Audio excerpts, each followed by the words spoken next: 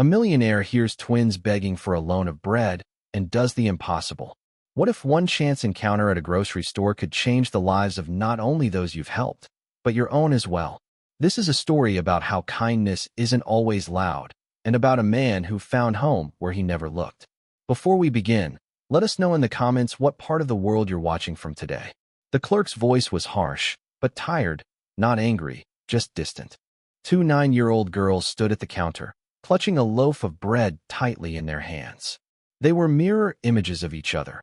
Identical jackets with ripped seams, identical chafed noses, and a tired look in their eyes that belied their age. But most importantly, there was no pleading or capriciousness in their voices, only a desperate attempt to speak calmly. "We'll bring the money, honestly. Just Mom. Mom is very sick." The clerk looked away. He'd heard this before. He'd heard it every winter. The store fell silent. And then, unexpectedly, the man at the counter stepped forward. Tall, reserved, in a dark coat, spotless. He'd been standing by the mineral water refrigerator. He didn't know why he'd come in, just passing by. How much was the bread? The clerk was dumbfounded. $2. The man placed $100 on the counter and said nothing. "That's a lot," one of the girls quietly said. "It's okay, take something else. Maybe milk?" They took it not because they understood, but because he looked at them not as an adult, not as someone who felt sorry for them, but as someone who was simply there. This man's name was Dylan Carter. He was 33. He owned 2 hotel chains, an investment company, and 2 cars, one of which was so expensive that it was stolen 3 times in a year. And that day, for the first time in many years, he did something not out of logic, not out of calculation, but simply because he could not pass by. Half an hour later, he was already standing at the panoramic window of his penthouse. Everything was as always, clean, stylish, impeccable, and dead. On the coffee table lay the daily press, all covered in a feed about the latest deal. In the kitchen, a coffee machine that made coffee better than any barista. In the hallway were security guards whose names he almost did not know. And in his head he heard, "Can we pay later? Mom is very sick." He didn't know why it didn't go away. He didn't know why he remembered it. "Helen," he said, dialing the assistant's number. "Find out who these girls are. I want to know where they live." Without noise. "It's okay, Mr. Carter, just find out." He hung up. For the first time in a long time, something trembled in him. Not pain, not pity, something else, forgotten, warmth. And at that time, the girls were walking home. One was carrying milk, the other bread. Their steps were quiet, but quick. The entrance smelled of burning and soap. They went up to the 5th floor, opened the door with a key, and entered the apartment, where the light was only in one room. "Mom, we bought everything, and there was one man there." The woman on the sofa opened her eyes with difficulty. Her forehead glistened with fever. The girls sat down next to her, silently. They knew that Mom would not be able to eat, but they just needed to be close. "He had kind eyes," whispered one. And on the other side of the city, a man with those eyes looked out the window, and for some reason did not feel the cold, only a strange anxiety and determination. He did not yet know that this meeting would change his life, but something in him already understood it. Dylan reread the file with some kind of internal resistance. The paper facts said nothing about what he had seen yesterday, about the girls' subdued voices, about how one held a loaf of bread as if it were a treasure. He looked out the window again. His penthouse was higher than most of the buildings in the city. There were no street smells here, no children's voices. Everything was muffled by glass and silence. And suddenly he realized he couldn't stay. He couldn't just know and sit any longer. He left the house without security, without a car. He just walked. First along well-kept sidewalks, then along less familiar streets with peeling facades and graffiti on the walls. Henderson Street greeted him with grayness. The entrance smelled damp. Someone was drying children's clothes on the landing. He didn't know why he had come, but he knew he wouldn't leave right away. They were in the yard, the girls, really twins, but if at yesterday's meeting they had seemed like children to him, but now they looked almost like adults. They were collecting aluminum cans in a bag, working silently, harmoniously. He approached, not immediately revealing his presence. "Why do you need this?" They flinched and turned around. One of them, a little more boldly, took a step forward. "We're recycling. They don't pay much, but it's enough for medicine. Mom's gotten worse." He nodded. "I can give you a ride and buy everything you need." They looked at him warily, but there was no fear, only weariness. "You have kind eyes," said the second girl. It sounded like a password, as if those very words had opened the door. They drove together. Pharmacy, groceries, warm tea in a small cafe on the corner. They ate sparingly, without greed, as if afraid to show how long it had been since they'd eaten properly. He didn't ask many questions, just listened as they talked about their lives. "When Mom got sick, we hid it from the neighbors at first, then from school, then from ourselves. We know how to do everything. We can cook, we do our own laundry. Sometimes at night, Mom calls for someone who's long been gone. We're afraid then, when they pulled up to the house, and he helped them carry the bags. A woman met them at the door, thin, with a sharp gaze, in a robe that was clean but worn. "Who are you?" "Just a passerby who couldn't pass by. The rich don't help the poor, they play savior," she said with irritation, but also pain. He didn't answer. He realized that her anger was fear, insecurity, a desire to protect her children from what could turn out to be disappointment. He put the bags by the door and took a small piece of paper from his pocket. "If you need me, I'm at the Briss Hotel, Dylan Carter." And he left without waiting for an answer. Later that night, he was sitting in his apartment again. He didn't turn on the lights. There was a recording on his phone. A business partner from Singapore had sent a video about an upcoming deal. Millions. Ambitions. And before his eyes was a different picture. A girl in a patched jacket, saying, "You have kind eyes." He looked around his apartment again and suddenly realized there was not a single place left that sparked joy in him. Everything was here and nothing meant anything. He didn't know what he would do next. But now he knew for sure. He couldn't just forget. He returned the next day, the third. No calls, no plans, no security. The guards downstairs began to recognize him. One of them even asked, "Have you lost someone here?" "No, more like found someone," he answered without a hint of a smile. He saw the girls again, sometimes at the pharmacy, sometimes with bags at the collection point. He saw one cut her fingers while getting a can out of the trash. He saw another cover her hand with a napkin without saying a word. Sometimes they noticed him, sometimes they didn't, but they never ran away, as if his presence had become part of this new reality, not an intrusion, but something resembling permanence. "Why are you doing all this?" Sarah asked one day. "Because you didn't ask." "It's stupid." "I know," he nodded. "I still do it." One evening, he finally approached the door again. He knocked for a long time, not sure if they would open the door. They opened it. Rachel looked tired, her face pale, circles under her eyes, but her voice was firm. "We have everything. Thank you for the food and the medicine, but please don't come back. I don't want to bother you. But you are. We have to learn to cope.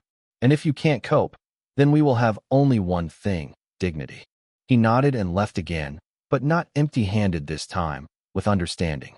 She doesn't ask, she fights, albeit with all her might.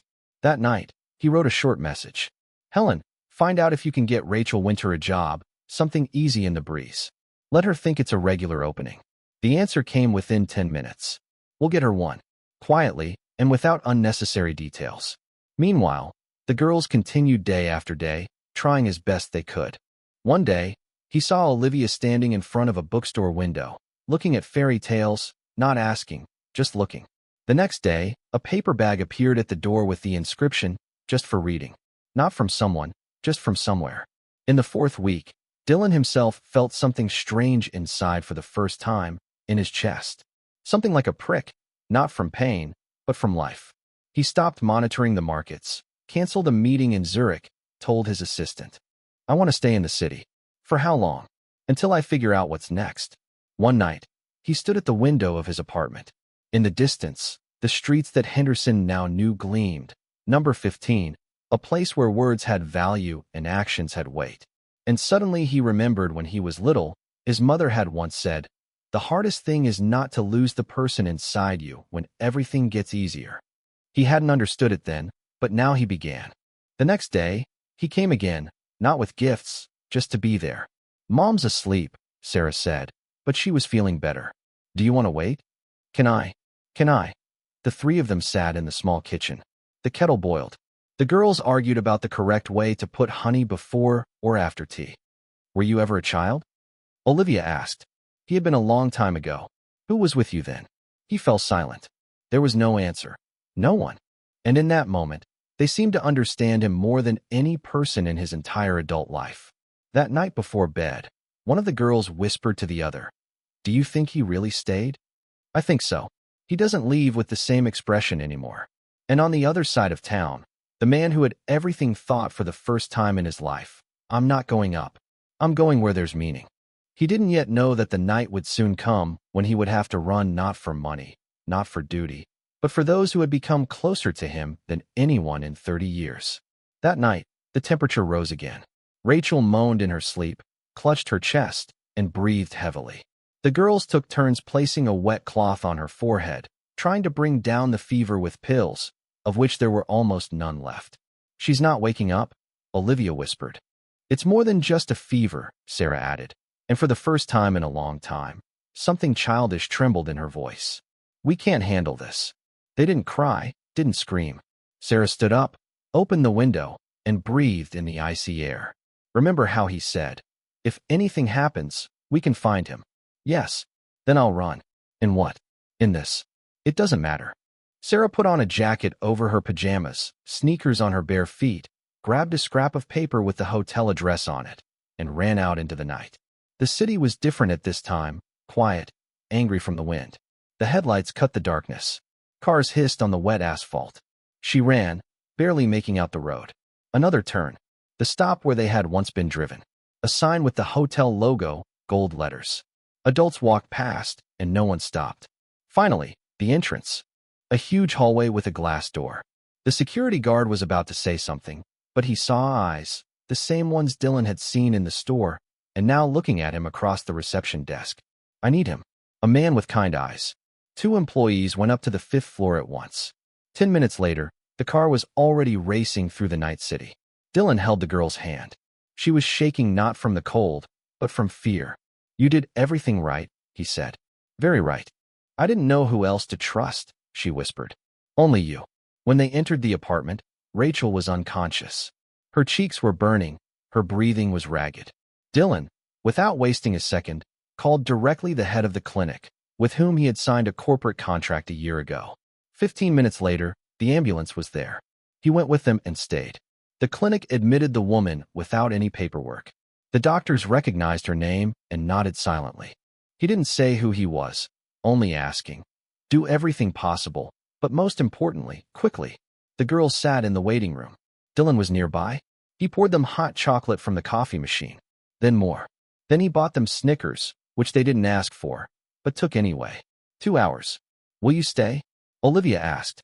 "Even if they ask you to leave." "I'll stay," he said simply, "until they say she's okay." In the morning, the doctor came out and sighed heavily. "Critical inflammation. Temperature over 40 degrees. But you made it a little more and might not have saved her." He looked at the girls. "You're great. With your actions, you saved Mom." Sarah squeezed Dylan's hand tightly. Not like a child. Like a person who understood that everything depends on you. But there may be someone nearby who will help, without conditions. He spent the next 2 days with them. The girls lived temporarily in one of the hotel rooms. Not a suite, but with a bathroom, hot water, and a TV, which they did not turn on. They preferred to listen to him read. He read them fairy tales, not the ones with princes and palaces, but the ones where the heroes just don't give up. He brought books, taught them to play board games. Once, awkwardly, but with a laugh, he tried to bake pancakes. "They weren't very good," Olivia said. "But we ate them anyway," Sarah added. "Because now we know they weren't made by a chef, but by a person." He smiled for the first time in many days, truly.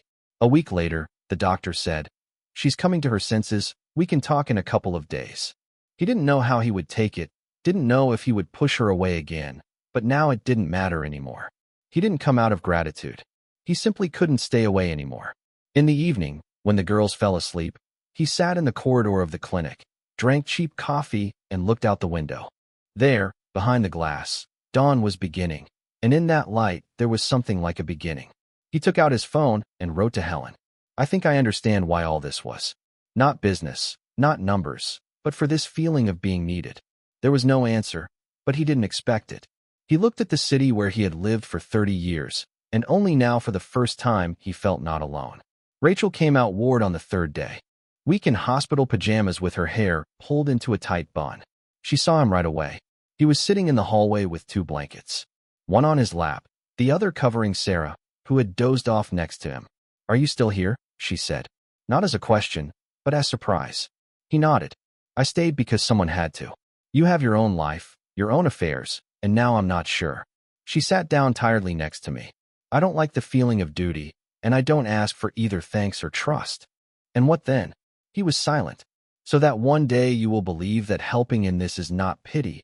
It is simply being there when there is nowhere else to turn." She was discharged 2 days later.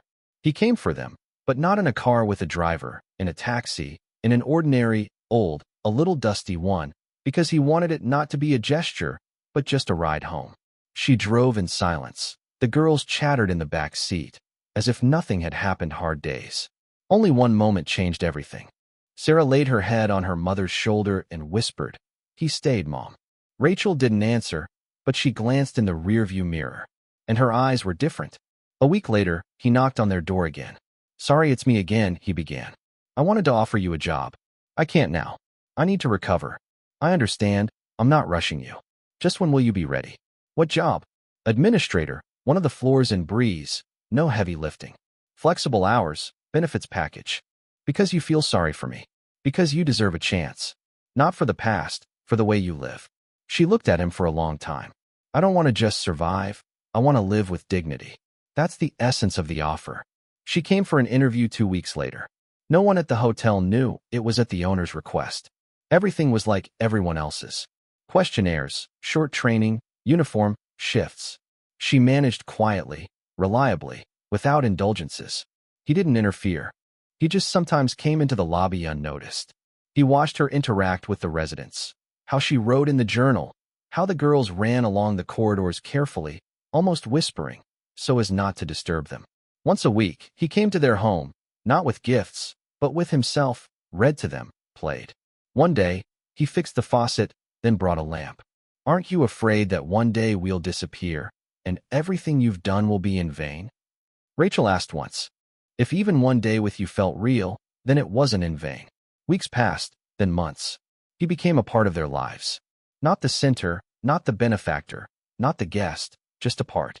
He even got his own cup in the kitchen with a crooked marker inscription, "A man with kind eyes." And then one day he returned to his penthouse. It was late evening. Outside, the city was glowing as always. But inside, everything was just as silent.